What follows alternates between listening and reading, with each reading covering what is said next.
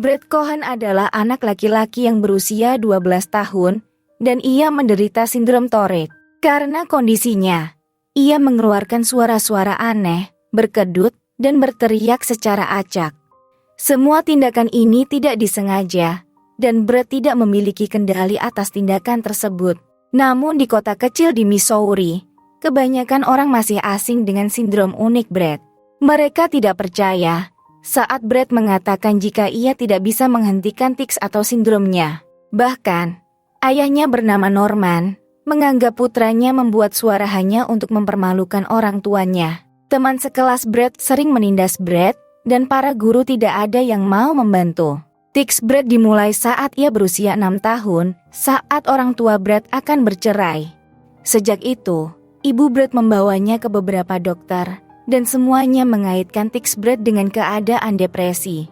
Itulah sebabnya, penyebab yang sebenarnya belum pernah terdiagnosis, dan semua orang percaya bahwa Brett hanyalah anak nakal yang manja.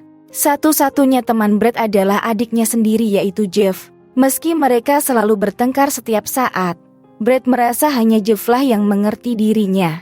Ayah mereka tinggal di kota lain, dan hanya mengunjungi mereka sesekali saja. Norman sangat dekat dengan Jeff, tapi sikapnya kepada Brett seolah menjaga jarak. Norman bahkan sering menegur Brett agar berhenti berteriak dan tidak banyak bergerak. Ketidakpercayaan ayahnya pada Brett membuat Brett merasa gagal dalam hidupnya. Sementara itu, ibu Brett bernama Ellen selalu mendukung putranya. Ellen percaya saat Brett berkata bahwa tics-nya bukanlah sesuatu yang bisa ia kendalikan. Ellen kesal dengan teman-teman dan kerabatnya yang menyarankan berbagai metode tidak masuk akal untuk mendisiplinkan Brett. Meskipun Ellen mempercayai Brett, namun menjadi seorang ibu tunggal dengan 2 orang anak yang salah satunya tidak bisa berhenti berteriak merupakan hal yang melelahkan baginya. Suatu hari, Ellen membawa Brett menemui terapis baru di kota. Pria itu bertanya kepada Brett tentang perceraian orang tuanya dan pengaruhnya terhadap kehidupannya. Brett hanya menjawab bahwa ia tidak ingat banyak tentang kejadian itu dan hal tersebut tidak mengganggunya sama sekali. Dokter menolak untuk mempercayainya dan mengklaim bahwa Brett menyangkal efeknya yang mungkin menyebabkan kondisi tics. Dokter lagi-lagi salah mendiagnosa dan memberitahu bahwa tics Brett akan hilang begitu Brett mendisiplinkan dirinya sendiri. Satu-satunya momen saat Norman merasa bangga menjadi ayah Brett adalah saat Brett bermain bisbol. Karena di lapangan, semua orang membuat keributan dan bergerak, hingga membuat Brett merasa hanya tempat itulah yang cocok baginya. Namun, setelah pertandingan usai, Norman segera membawa pulang putra-putranya agar tidak mempermalukan dirinya di depan ayah lain. Terkadang gerakan dan kedutan Brett yang terus-menerus membuat Norman tak bisa menahan emosinya. Ia sering menyerang Brett dan tidak menyadari bahwa Brett tidak bisa menghentikan tics tersebut.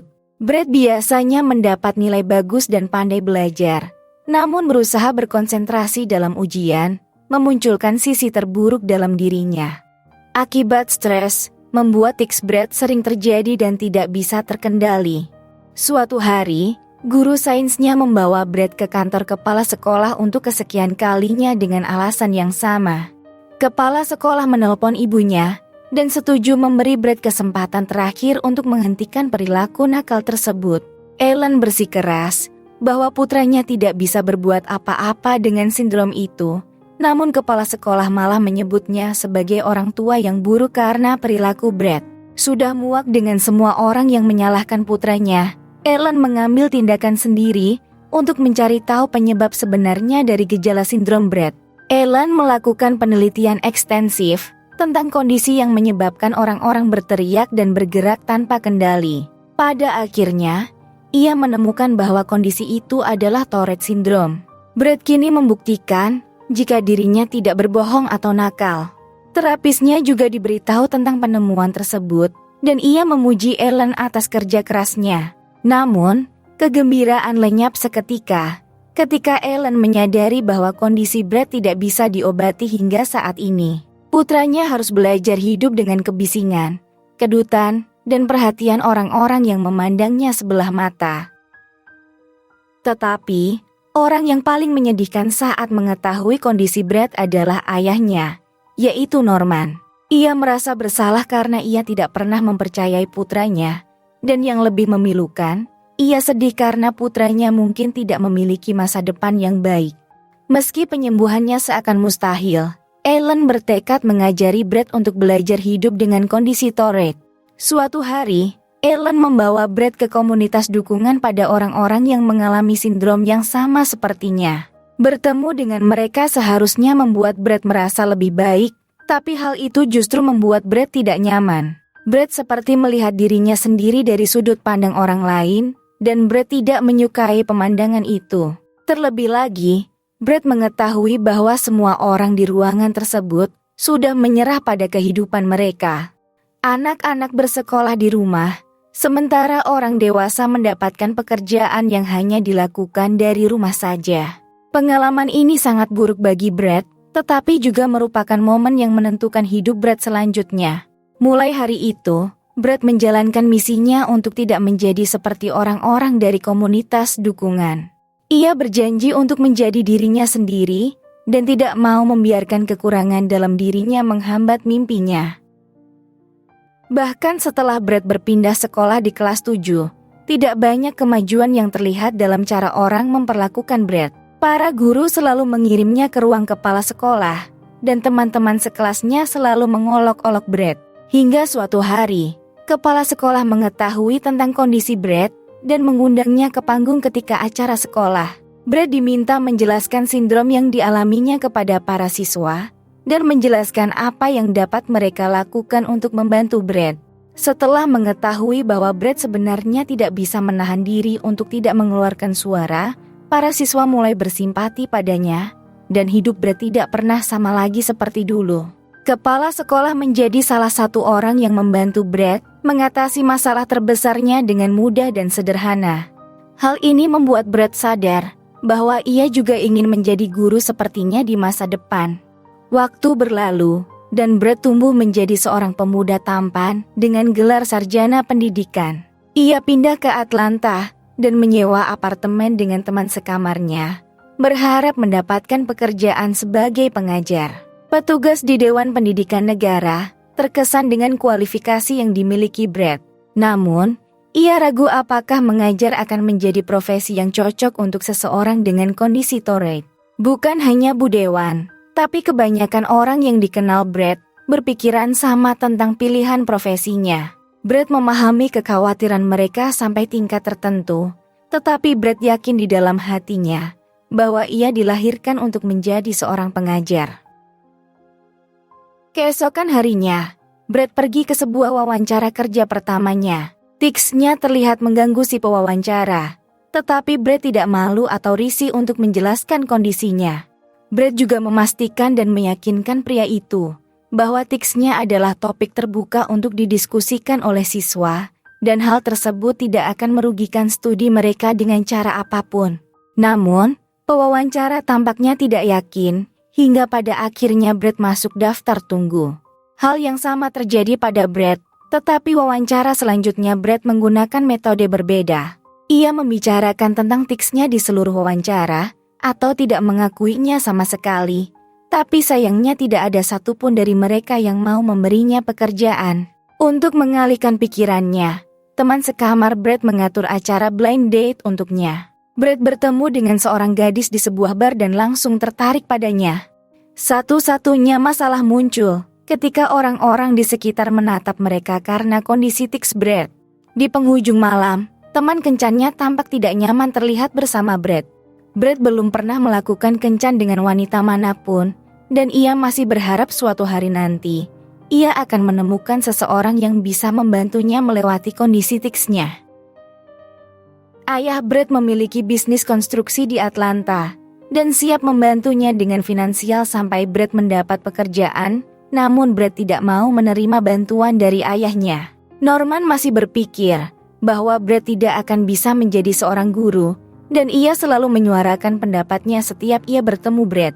Setelah 25 kali gagal dalam wawancara kerja, Brad mengalami gangguan mental karena ia merasa putus asa dan hancur.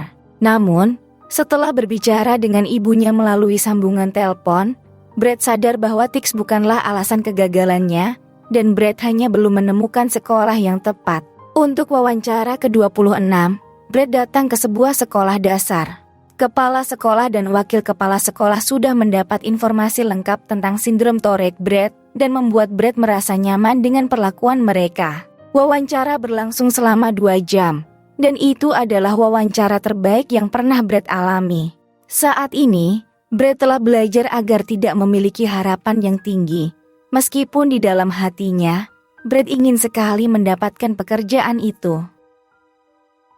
Yang mengejutkan keesokan harinya, Brad dipanggil untuk mengajar siswa kelas 2 dan Brad sangat senang mendengar berita itu. Meskipun Brad hanya memiliki waktu 2 hari untuk persiapan kelas, ia tidak peduli dengan sedikit waktu yang diberikan, dan sangat bersemangat karena akhirnya ia akan bisa mengajar. Rekan-rekan gurunya menyambut Brad dan membantunya menyiapkan ruang kelas. Untuk pertama kali dalam hidupnya, Brad menemukan orang-orang yang tidak menghakiminya karena kondisi ticsnya. Di malam hari, Brad menelpon ibunya yang meminta Brad untuk berkencan dengan seorang wanita. Brad menuruti nasihat ibunya dan bertemu teman kencan bernama Nancy keesokan harinya. Keduanya langsung cocok, tetapi Brad merasa ia akan diabaikan setelah kencan pertama seperti yang selalu ia dapatkan. Setelah kencan yang menyenangkan, mereka berpisah dengan ucapan selamat tinggal yang sederhana. Kemudian, Brad mendapat email dari Nancy yang memuji selera musiknya. Brad mendapatkan keberanian dan mengundang Nancy untuk kencan kedua. Keesokan harinya adalah hari pertama Brad menjadi seorang guru. Awalnya, anak-anak menertawakan kondisi tics Brad. Lalu, Brad menjelaskan kepada mereka apa itu Tourette Syndrome dan apa pengaruhnya terhadap manusia. Setelah diberi penjelasan, para siswa kelas 2 tampaknya mengerti dengan kondisi Brad. Usai mengetahui jika Brad tidak bisa mengendalikan suara-suara itu, mereka mengajukan beberapa pertanyaan kepadanya, dan Brad menjawab dengan senang hati. Pada akhirnya, anak-anak menyukai Brad, namun sikap orang tua murid sepertinya berbeda. Ketika para orang tua datang untuk menjemput anak-anak mereka, mereka tampaknya tidak menyukai Brad. Brad merasakan hal ini, tetapi ia yakin para orang tua akan menyukainya setelah mengenalnya lebih baik. Sementara itu, Brad terus berkencan dengan Nancy dan mulai jatuh cinta untuk pertama kalinya.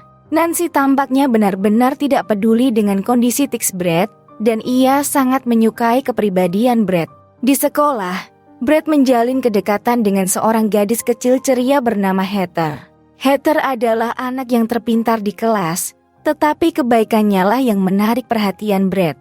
Ketika anak-anak lain mengolok-olok Brad, Heather dengan berani menutup mulut mereka. Sayangnya, beberapa orang tua meminta anak-anaknya agar tidak berada di kelas Brad karena kondisi Brad. Sekolah mengizinkannya, sementara Brad diminta untuk tetap tegar, karena orang tua adalah bagian tersulit dari pekerjaan. Suatu sore sepulang sekolah, Heather berkomentar jika ia merasa akan kehilangan rambutnya.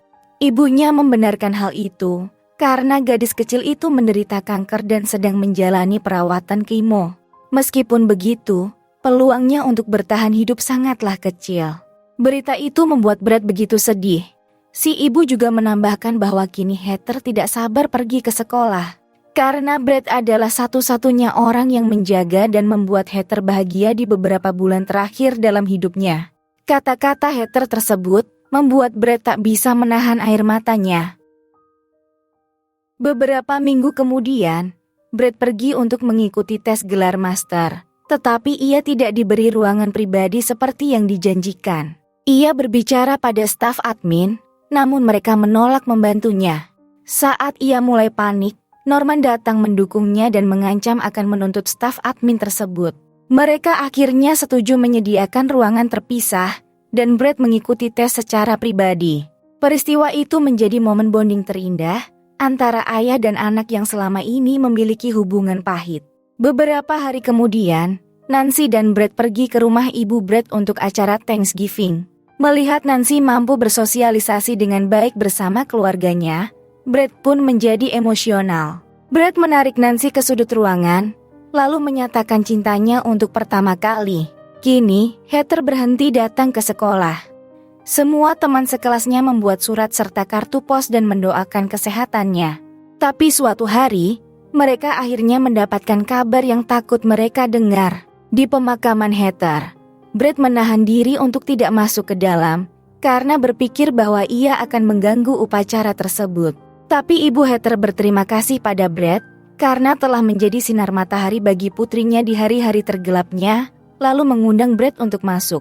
Beberapa bulan kemudian, kehidupan Brett mulai berjalan dengan lancar. Ia memiliki pacar yang penuh kasih sayang, hubungan baik dengan ayahnya, dan pekerjaan yang ia cintai.